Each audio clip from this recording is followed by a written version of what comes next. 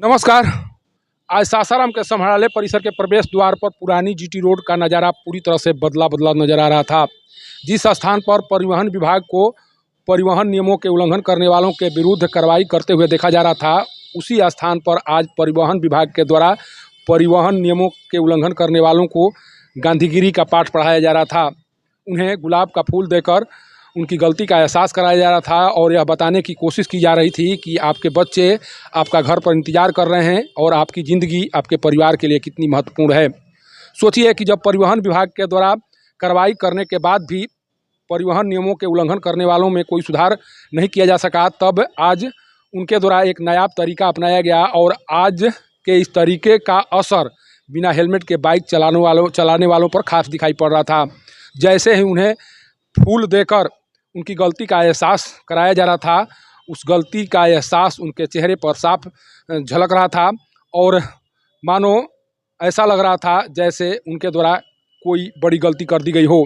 वाकई में जब परिवहन विभाग को ऐसा लगने लगा कि जब हम परिवहन नियमों के उल्लंघन करने वालों के विरुद्ध कार्रवाई करके उनमें बहुत सुधार नहीं कर सकते हैं, तब उनके द्वारा आज का जो तरीका अपनाया गया वो कहीं ना कहीं कारगर होता हुआ दिखाई पड़ा। आज डीटीओ राम बाबू के नेतृत्व में पूरी तरह से परिवहन विभाग की टीम सासाराम की सड़कों पर उतरी हुई थी और प्रत्येक सदस्य, चाहे वो पुलिसकर्मी हो, चाहे वो डीटीओ ऑफिस का स्टाफ हो या जो अधिकारी हैं, उनके द्वारा उन व्यक्ति को गुलाब देकर उन्हें समझाने की कोशिश की गई जो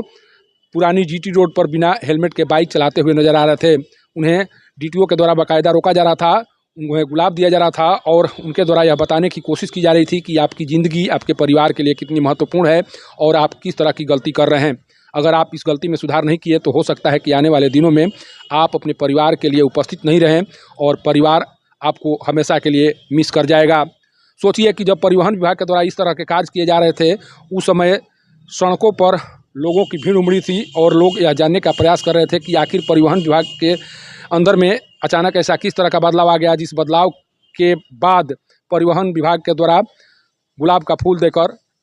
बिना हेलमेट के बाइक चलाने वालों को उनकी गलती का एहसास कराया जा रहा है। सोचिए कि जब इस तरह का कार्य परिवहन विभाग के द्वारा किया जा रहा है तो परिवहन विभाग का मात्र एक ही उद्देश्य है कि किसी तरह से बिना हेलमेट के सड़कों पर बाइक चलाने वाले लोगों की ज़िंदगी को सुरक्षित रखा जा सके और उन्हें लग रहा था कि इस तरह के कार्य करके हम बिना हेलमेट के बाइक चलाने वालों को उनके जिम्मेवारियों का एहसास दिला सकते हैं। आज का नज़ारा यह बताने के लिए काफ़ी है कि परिवहन विभाग की कोशिश है कि जो रोहतास ज़िले में लगातार घटनाएं हो रही हैं और उन घटनाओं में जब इस तरह की बात सामने आती है कि हेलमेट नहीं पहनने के कारण किसी व्यक्ति, किसी युवक या किसी की मौत हो गई, तब उन्हें लगता है कि अगर हम हेलमेट पहनने के लिए किसी को प्रेरित कर सकें या कोई व्यक्ति हमारे इस कोशिश से हेलमेट पहनना शुरू कर सकेगा तो हो सकता है कि उसकी ज़िंदगी बच जाए और उसके लिए उसके परिवार में इससे बड़ी खुशी के कुछ और नहीं हो सकती है। और आज का कार्य डीटीओ के कार्यालय के कर्मियों और उनके सिपाही कर्मियों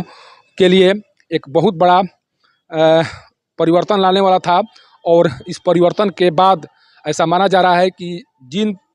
बाइक चालकों को आज गुलाब का फूल दिया गया, उनके द्वारा कभी भी बिना हेलमेट के बाइक चलाने की कोशिश नहीं की जाएगी और आने वाले दिनों में इस गांधीगिरी का असर पूरे सासाराम की सड़कों पर साफ दिखाई पड़ेगा। सासाराम से पब्लिक न्यूज़ के लिए सत्येंद्र चौबे की रिपोर्ट।